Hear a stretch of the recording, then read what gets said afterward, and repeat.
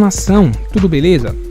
Antes de começar o vídeo, queria só pedir a vocês que curtem o nosso conteúdo, que façam algo bem importante que vai nos ajudar muito, que seria se inscrever em nosso canal, ativar o sino para não perder nenhuma novidade, deixarem um like para o YouTube entender que vocês curtiram o vídeo e querem continuar recebendo conteúdo como esse, e por fim, que vocês comentem também o que vocês acharam. Isso vai contribuir bastante para o crescimento do nosso canal e para a gente continuar trazendo conteúdo de qualidade para vocês. Feito isso, vamos pro vídeo. E o assunto agora é o Flamengo, que no sábado conseguiu a 8ª goleada sob o comando de Renato Gaúcho em 14 jogos. É um negócio impressionante. E foi uma goleada dentro da Vila Belmiro contra o Santos. E hoje, aniversário de Gabriel Barbosa, o Gabigol, que está completando 25 anos e tem muita história já para contar e muita coisa por fazer. Nós temos números de Gabriel Barbosa. Deem uma olhada, preste atenção. Nesta temporada, só nesta temporada, 27 jogos, todos eles como titular. Ele jogou quase todo o tempo em todos eles. E a média de 1 gol por jogo, porque ele fez 27 jogos e 27 gols. Ele tem 5 assistências, média de 0,2, e 70 minutos para participar diretamente de um gol. Contra o Santos foram 3 gols marcados. E aí é que vem o detalhe. Foram provocar o Gabigol na Vila Belmiro e deu no que deu. Veja o recado dele aí. Então, eu tenho 10 anos de Santos, né? Meus pais moram aqui, eu também moro aqui. Apesar de jogar no Flamengo e no Rio, quando tenho férias eu venho pra cá. Aqui é a minha cidade, moro aqui desde meus 8 anos. Então, eu até comentei antes do jogo, né, no Twitter, que estava muito feliz em vir aqui. Aqui é onde eu aprendi tudo, onde é o clube que me projetou. Eu sempre vejo jogos do Santos. Meu pai é santista desde pequenininho. Eu também sempre vim aqui no estádio ver todos os meus ídolos jogar, o Robinho, o Neymar.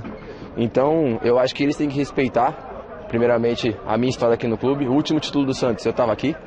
Então, quem tem que respeitar são eles. Eles me xingaram, não sei de onde. E aí é normal, né? Na imprensa só vai sair a parte que eu comemoro os gols, que eu provoco. Mas é assim, eles mexeram com a pessoa errada, botei pro segundo tempo e fiz 3 gols.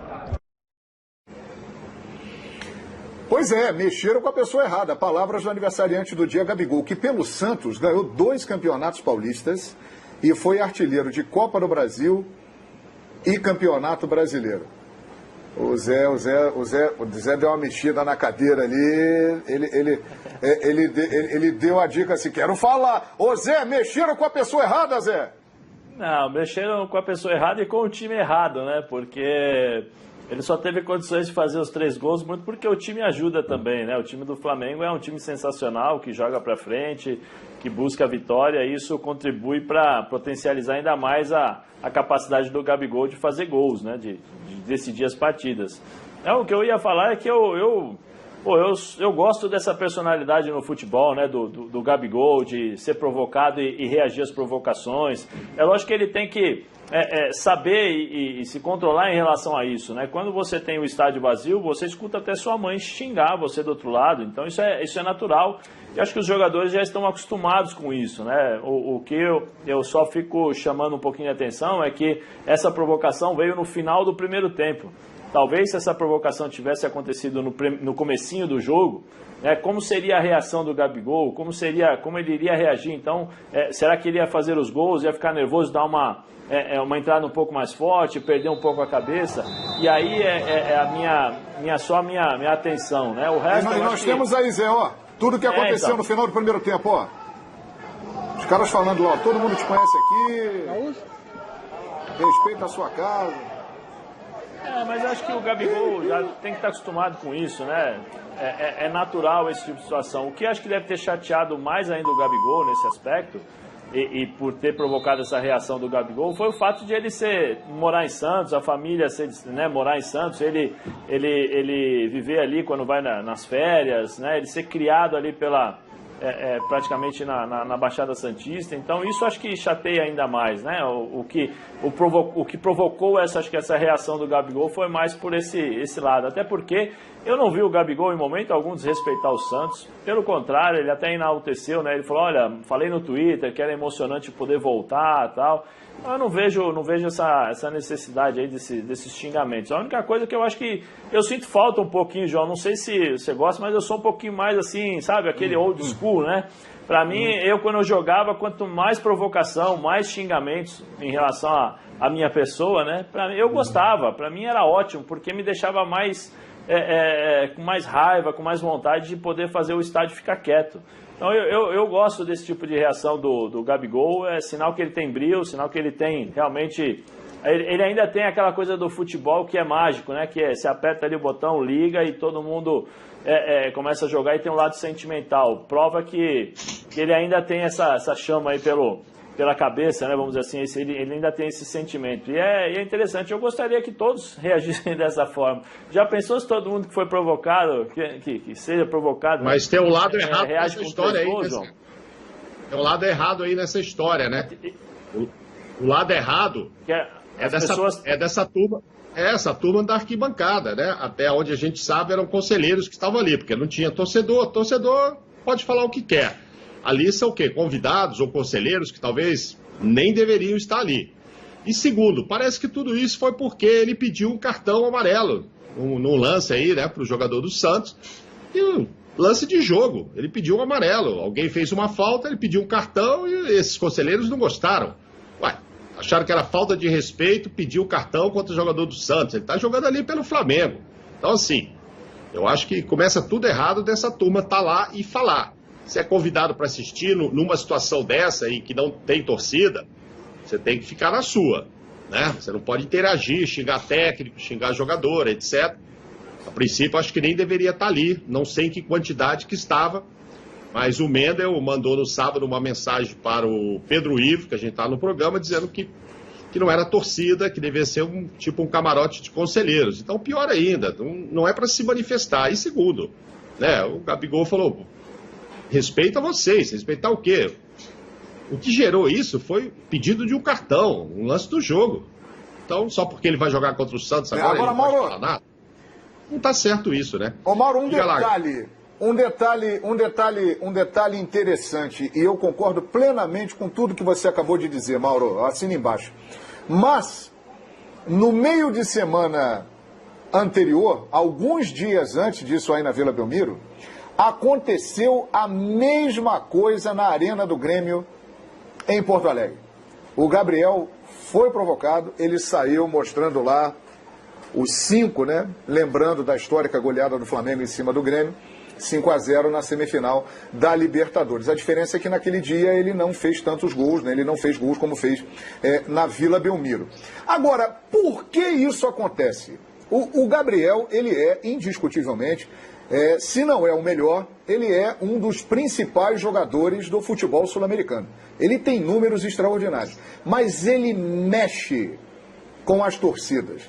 Ele é amado pelos rubro-negros e muitos que não são rubro-negro não curtem, não gostam, têm implicância, pegam no pé e muitos até odeiam Gabigol.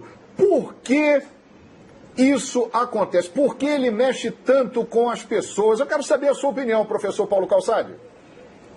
Olha, eu acho que o que a gente sabe é que a torcida ainda não está liberada no estádio aqui. Em alguns lugares. No caso da Vila Belmiro não está liberado. E isso que ocorreu é atitude de torcedor. Inclusive, eu acho que o STJD deveria se manifestar em relação a isso. Porque é o seguinte, você não pode ter torcida e há torcedores, eles estão lá. Então, como é que é? Vai liberar para todo mundo? Existem torcedores privilegiados? Como é que faz para torcer? Porque eles estão lá torcendo. O Gabigol está jogando futebol. Né? A gente não pode tirar do jogo coisas também que são do jogo. Que ele incomoda, ele incomoda. Porque ele faz gol. O cara que faz gol incomoda profundamente. Só não incomoda o time dele. Ele incomoda os outros 19 no campeonato. Se ele jogou na Vila... Se ele é de Santos, problema do Santos. Hoje ele é do Flamengo, gente. Vai fazer o quê? Eu vou respeitar. Não vou fazer gol em vocês hoje, porque eu nasci aqui. Quer dizer, tem umas coisas no futebol que a gente não pode tirar. Ele é extremamente competitivo. Ele, quando está no campo, você percebe, ele está possuído. O erro do Gabigol é quando o Gabigol começa a arranjar treta com o árbitro e o adversário dentro de campo e começa a tomar amarelo de graça e vermelho. Aí ele está totalmente errado. Agora, o cara que está lá fora, se você tem um estádio com 20 mil pessoas, a Vila dificilmente chega a isso, e estão ali xingando, faz parte. Você não vai poder também, com o estádio cheio, né, limitar ou dizer o que cada um pode falar ali fora. Aí tudo bem. Aí o Gabigol tem que ficar na dele. Agora, com o estádio vazio, sem torcedores, proibida a entrada de torcedor, e mesmo assim tem torcedor enchendo o saco do Gabigol, peraí, tem alguma coisa errada aí. E nesse caso não é o Gabigol. E a resposta dele é que ele continue dando esse tipo de resposta em todos os gramados, que ele saiba usar isso. Que ele saiba usar. Incomodou? Incomodou. Perfeito, vai lá e manda gol nos caras. Como ele fez. É assim que ele tem que fazer em qualquer gramado. Na Vila, em qualquer lugar. Agora, os torcedores não deveriam estar lá. Então os torcedores, na verdade, é o seguinte, uma regra não foi cumprida. E aí, quem que vai dizer, quem que vai corrigir isso? Para mim tem que ser a STJD, fala assim, quem são aqueles caras lá? Aquela torcida ali. Por que o Santos deixou entrar a torcida? Porque se não pode para ninguém. Não pode um, não podem dois, não podem 10, não podem 1000. Não podem 10 mil. Para mim, funciona desse jeito. Mas não encher o saco do cara também, que aí é o fim da picada. Ele que tem que ficar dando explicação depois. Pois é, rapaz. Por que Gabigol é tão odiado pelos rivais? Ele dá o que falar. Ele lembra muito jogadores dos anos 90, dos anos 80, jogadores que eram amados pelas suas torcidas e que as outras torcidas implicavam, pegavam no pé. Ele é polêmico e dentro de campo ele é um grande jogador, um grande artilheiro. Agora, Renato Gaúcho, que também era assim, hein, diga-se de passagem. O Renato era um grande jogador, que a torcida do time que ele estava defendendo o adorava, e ele, com o jeitão dele, que tem muitas semelhanças com o Gabigol, também fazia com que torcidas rivais pegassem no pé dele. O Renato Gaúcho deu uma declaração interessante após a partida. Às vezes ele encontra também os chatões do outro lado, né? Só a gente sabe o quanto ele é chatão aqui, né? Mas ele levou na brincadeira, até porque ele jogou aqui, conquistou também. Na época que eu jogava, eu sempre falava, no momento que o adversário está te provocando, porque eles te respeitam, eles têm medo. E eu acho que o mais importante de tudo, que não só eu, mas todo mundo fala pro Gabriel, para ele se preocupar somente de jogar, foi o que ele fez. Fez 3 gols, poderia ter feito até o 4º, 5º gol, mas está de bom tamanho. Rodrigo Bueno, no momento que eles estão te provocando é porque eles te respeitam. O Renato Gaúcho entende bem dessa matéria aí, Rodrigo. Não, e é verdade, tá certo, né? Uma associação fácil que eu posso colocar aqui é com o Neymar. O Neymar é assim, né? O Neymar e o Gabigol são muito ídolos da garotada, a criança adora, ama o Neymar, né? Você vê o Gabigol aqui no Brasil a mesma coisa, e isso ultrapassa a questão do clubismo. Ele jogava no Santos, ele ia no Palmeiras, a garotada do Palmeiras adorava o Gabigol. É uma figura muito querida pelas crianças. O Neymar normalmente é assim.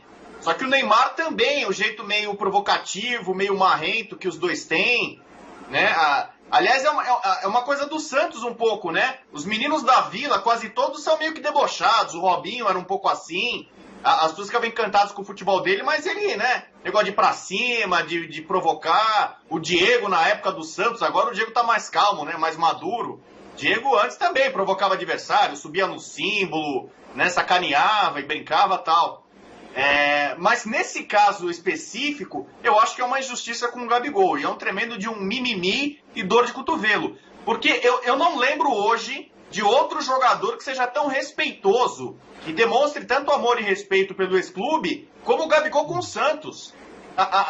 na primeira temporada, quando acabou a primeira temporada do Gabigol no Flamengo, ele fez uma foto linda. Ele visitou a Vila Belmiro e fez uma foto na Vila Belmiro mostrando o amor, o prazer que ele tem de ser santista, de ter defendido aquela camisa. Ele já era ídolo do Flamengo. E ele continuou mostrando, essa foto é maravilhosa. Galera, procurei depois. E antes desse jogo, de novo, ele fez uma declaração de amor linda pro Santos, da felicidade de voltar para casa, sabe? Então, talvez o Gabigol tenha até um pouco mais de raiva do Grêmio ou de outros clubes com os quais ele não tem identificação, afinidade. Não é o caso do Santos. Então, para mim, foi um exagero que aconteceu nesse caso. Mimimi e dor de cotovelo, viu? Pois é, nós temos uma tela aqui, o Mauro Naves vai falar sobre esse tema também. Nós vamos mostrar o poder ofensivo da equipe do Flamengo, e o Gabigol é o principal artilheiro da temporada rubro-negra. Desde que ele chegou em 2019, ele já fez 97 gols com a camisa do Flamengo. O Flamengo, como visitante, fez 51 gols, hein? Olha ali, ó, Cuiabá 48, Atlético Paranaense 47, América Mineiro 41, Sport 35, Juventude 34. Times da Série A com menos gols no ano do que o Flamengo fora de casa. Ou seja, o Flamengo em casa e fora, ele realmente vai para cima, viciado em golear. Jogos do Flamengo desde a chegada de Renato Gaúcho. Com o Renato, 11 vitórias, 1 empate, 1 derrota, 87,2% de aproveitamento, 44 gols marcados, 10 gols sofridos, 1 gol marcado em segundo, 2 gols marcados primeiro, 3 gols marcados primeiro, 4 gols ou mais, 8. Não marcou apenas na derrota por 4-0 para o Internacional, Mauro Naves.